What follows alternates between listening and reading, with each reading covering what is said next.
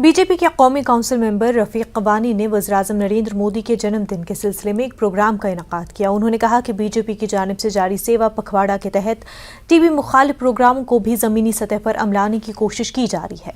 Rafiq Cavani ने इस सिलसिले में काजीगुंड के अस्पताल में टीबी मरीजों से मुलाकात भी की।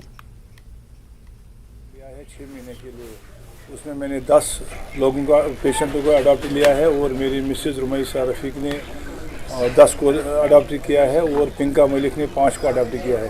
6 महीने तक उनका जितना भी खर्चा, दवाई का, खाने पीने का जो भी होगा वो हम बिल्कुल बर्दाश्त करेंगे। तो इससे क्या फ़ायदा मिलेगा? वो सेहतयाब रहेंगे, वो खुशहाल रहेंगे, अपनी ज़िंदगी बसर करेंगे। ये ऐसी बीमारी नहीं जो ठीक नहीं होगी। उनको टेक केयर के लिए हम पूरा 6 महीने उनका टेक केयर करेंगे ताकि वो ठीक हो जाएंगे।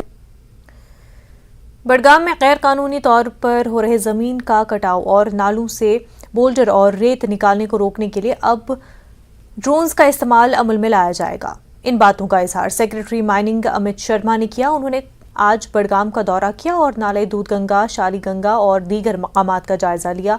उन्होंने कहा कि इस दौरे का मकसद ये था कि ज़मीनी सूरत हाल देखी जाए।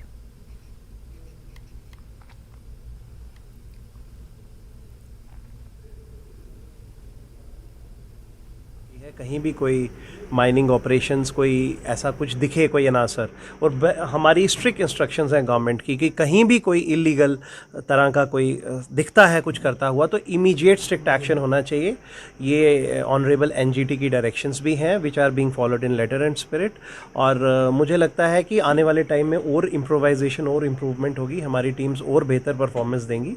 और हम ओपनली बोलते हैं कहीं पे भी कोई ऐसी चीज़ दिखे, डीसी साहब हम सब लोग इकट्ठे मिलके we will try to tackle it और टाइमली एक्शन होगा। सेक्रेटरी जो गवर्नमेंट ऑफ यूटी के थे, आज उन्हें डिटेल रिव्यू लिया, सारे स्टेक होल्डर डिपार्टमेंट्स के साथ मीटिंग हुई और जो जहाँ तक माइनिंग का सवाल है, कुछ नए इकदाम जो लिए गए हैं उसके बेसिस पे ये काफ़ी ट्रांसपेरेंट हो गई है। ई ऑक्शन है, ई चालान है, लेकिन कहीं कहीं पे अगर ऐसी कुछ हमारे आई है उसके लिए एक डिटेल SOP बना है जो 1-2 दिन में आपको भी मिलेगा।